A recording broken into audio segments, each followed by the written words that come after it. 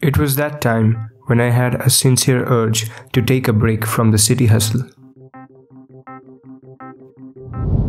What I thought to be an escape, I found myself into another hustle. When I first landed in the city of Shillong, which is the capital of Meghalaya, I was greeted with this very busy heart of the city, Police Bazaar. And it was so same from where I came. Traffic, crowd, crammed full of people. The sky looked gorgeous though, and the buildings painted in its color. After all, I am at a place where I could explore so much. The locals, their style, their food, and above all, this evening. The dazzling lights of the bazaar made it all so festive for me. The people were selling all sorts of happiness in the streets of bazaar. Even in the hubbub, I made sure to look for the little enjoyments among the people that I could capture. I obviously can't say no to trying out the local street food, so enjoyed this street-side roasted meat that was so unfamiliar to my taste buds.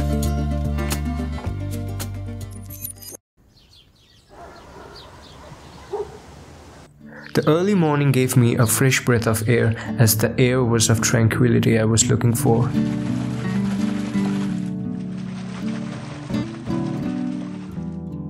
With a morning bus ride, we drove towards Cherrapunji. Cherrapunji, also known as Sora, is one of the world's wettest regions.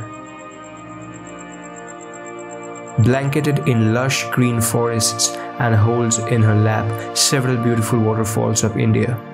It's funny that Shillong, having some of the most wet regions in the country, gets swarmed by tourists during monsoon. When it's not raining, you will find yourself surrounded by dense fog in most of the areas.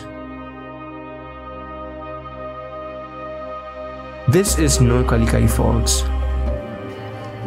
There is a high chance that when you are here, you won't be able to see the falls due to the thick blanket of cloud. And sometimes people have to wait for a really long period of time for the blanket of fog to disappear so that they can actually see the beauty of the waterfall.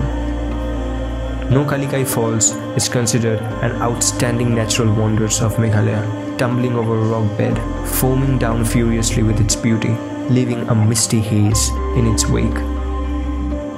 Most of the locals of Meghalaya are Garos or Khasis in origin. The population is primarily rural and few towns exist in the state, Shillong being the largest. Life is simple on the hills, and that is what draws me every time.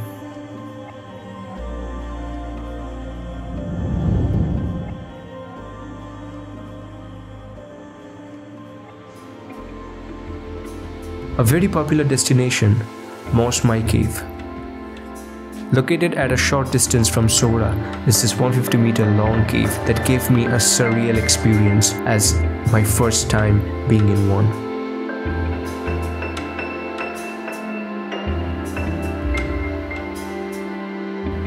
Narrow, rugged limestone surrounding with a dimly lit inside.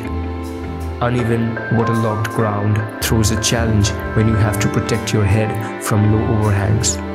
I was mystified by the rock formations and the patterns, and I could feel that tiny little explorer peeking out of my heart when I was there.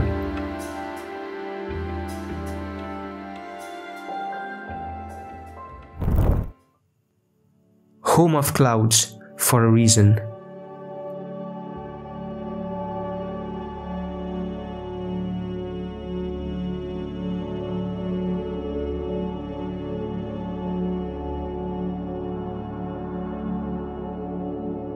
Shortly, we went through a long way through thick fog and through a forest road to one of the main tourist spots that I was very excited about. The track to the Living Footbridge begins with a very uneven rocky steps and running surface water.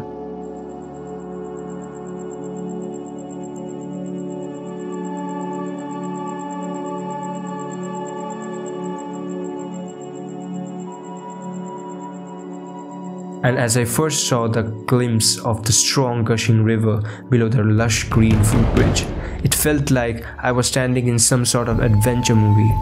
The scene and the surrounding easily reminded me of the very thriller films I have grown up watching.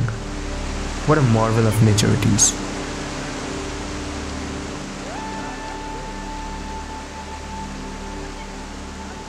This bridge is made up of tangled thick roots that are grown by trained Khasi and Jantia tribes. It is said that the structure came into picture some 2 centuries ago when Khasi clan of Meghalaya put rubber tree roots into hollow caves of Areca nut palm that met halfway across the stream.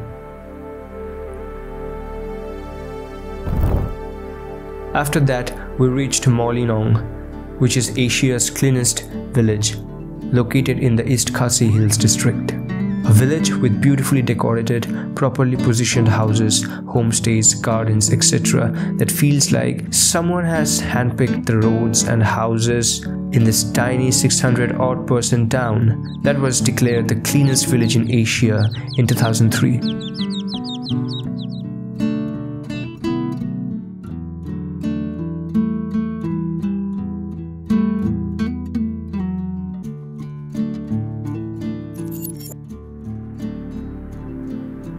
The next important place I visited, or you can call it one of the most crucial sites to visit if you are in Meghalaya, is the Umngot River at Doki, which is known for its crystal clear water.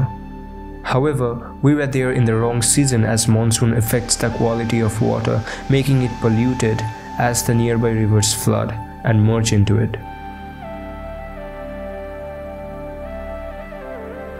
Umngot River flows near India-Bangladesh border. The locals from this spot mainly thrive on fishing and boating.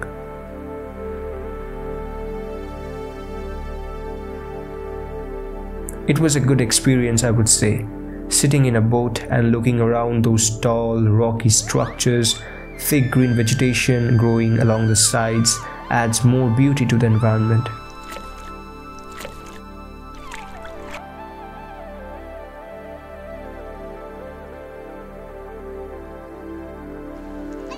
As our boat stopped at an island for a while, I found these local kids who were using their methods to catch small fishes from the shore of the lake.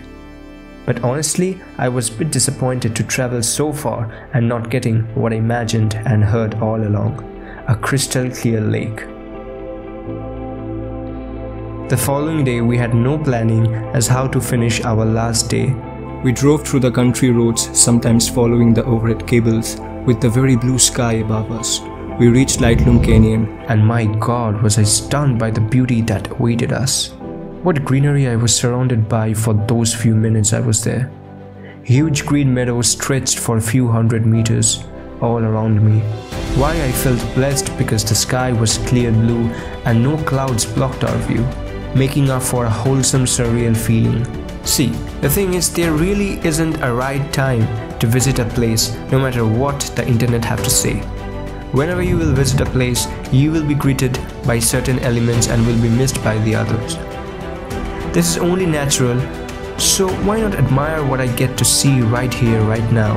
Meghalaya, as I know, has much more to offer with this plethora of waterfalls, caves and unique wood bridges, and surely someone visiting here needs a good amount of time to explore the state.